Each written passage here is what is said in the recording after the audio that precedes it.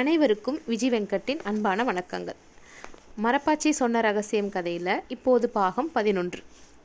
மறுநாள் பொழுது புலர்ந்து சூரியன் சோம்பல் முறிக்கும் முன் பெரியவர்கள் எல்லோரும் தயாராகிவிட்டார்கள். ஷாலு, ஹரி, சூர்யா மூவரையும் தூக்கத்திலேயே காரில் ஏற்றிவிட்டனர். செல்வம்தான் காரை ஓட்டினார். நகரை கடந்து கார் நெடுஞ்சாலையில் ஓடத் தொடங்கியது. ஹெட்லைட் போட்டுக்கொண்டு அந்த நெடுஞ்சாலையில் வாகனங்கள் சீறி பாய்ந்து கொண்டிருந்தன. சாலைக்கு அந்த பக்கம் வரும் வாகனங்களின் ஹெட்லைட் வெளிச்சம் கண்ணை பறித்தது. நடுவே வைக்கப்பட்டிருந்த செடிகளினால் முழு விளக்கொலியும் அப்படியே நேராக விழவில்லை என்பது சற்று ஆறுதல். வேலூரை தாண்டி ஆம்பூரை நெருங்கும்போது ஷாலு கண் விழித்து பார்த்தாள். முன்சீட்டில் இருந்த அப்பாவும் சித்தப்பாவும் மட்டும் விழித்திருந்தனர். பின் இருக்கைகளில் இருந்த எல்லோரும் உறக்கத்தில் இருந்தனர்.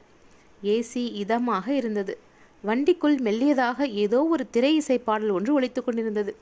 கண்களை கசக்கி கொண்டாள். இன்னும் ஏலகிரி எவ்வளவு தூரம்பா? அடடே ஷாலுக்குட்டி, முழிச்சிட்டியா? வெரி குட், ஆம்பூர் பக்கத்தில் வந்துட்டோம்டா. இன்னும் கொஞ்ச நேரம்தான், அடுத்து ஏலகிரி தான். வெளிச்சம் ஏறத் தொடங்கி இருந்தது. ஏற்றப்பட்டிருந்த காரின் கண்ணாடி வழியே வெளியே வேடிக்கை பார்க்க தொடங்கினாள் ஷாலு. சீரான வேகத்தில் கார் ஓடிக்கொண்டிருந்தது. மிச்சமிருந்த உறக்கம் ஷாலுவின் இமைகளை இழுத்து பிடித்து மூடியது. கொஞ்ச நேரத்தில் திரும்பவும் தூங்கி போனாள். எவ்வளவு நேரம் தூங்கினாள் என்பது தெரியாது.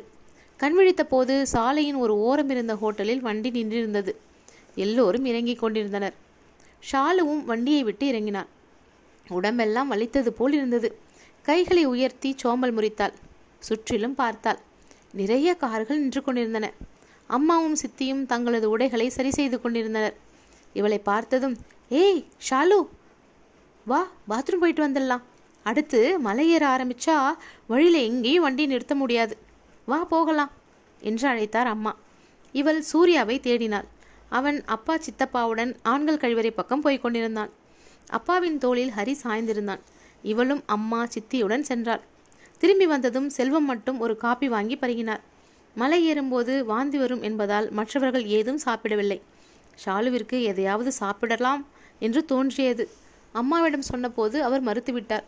வழியில் வாந்தி எடுத்து வச்சிருவ, சும்மா இரு என்று ஒரு அதட்டு போட்டதும் அமைதியானாள் ஷாலு. அங்கிருந்து கிளம்பினர். மலை ஏறுவதே முதலில் தெரியவில்லை. ஏசியை அணைத்துவிட்டு காரின் கண்ணாடிகளை இறக்கிவிட்டிருந்தார் செல்வம். ஒரு பக்க ஜன்னலின் வழியே நுழைந்த காற்று முகத்தில் அரைந்து அதே வேகத்தில் அந்த பக்கம் ஜன்னல் வழியே ஓடிற்று.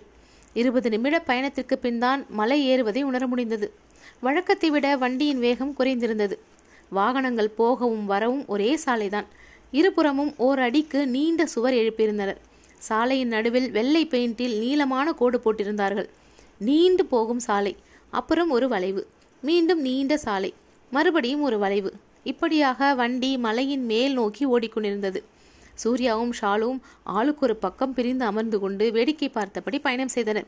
ஏய் இந்த பக்கம் குரங்கு பாரு, ஏய் இந்த பக்கம் பாரு, வீடு எல்லாம் குட்டி குட்டியா தெரியுது என்று அவர்கள் பார்க்கும் காட்சிகளை எல்லாம் சொல்லி சொல்லி இருவரும் பரஸ்பரம் ஆவலை தூண்டி கொண்டிருந்தனர். 40 நிமிடங்களில் எல்லாம் மலையை அடைந்து விட்டனர். செல்வம் ஏற்கனவே தங்குவதற்கான அறையை முன்பதிவு செய்துவிட்டார் என்பதால் தங்கும் விடுதிக்கான வழியை இரண்டொருவரிடம் விசாரித்து அங்கே போய் சேர்ந்தனர். வண்டியை விட்டு கீழே இறங்கியதுமே குளிர்காற்று எல்லோரையும் தழுவி வரவேற்றது. ஷாலுவிற்கு நடுங்குவது போல் இருந்தது.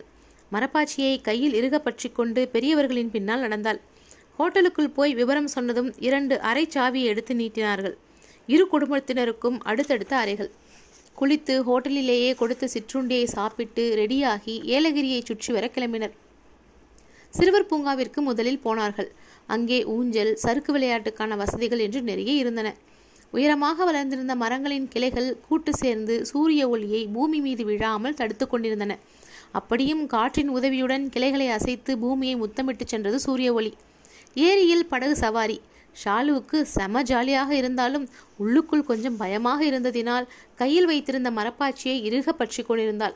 அது யாருக்கும் தெரியாமல் பற்றியிருந்த ஷாலுவின் கையை பயப்படாதே என்பது போல தடவி கொடுத்தது.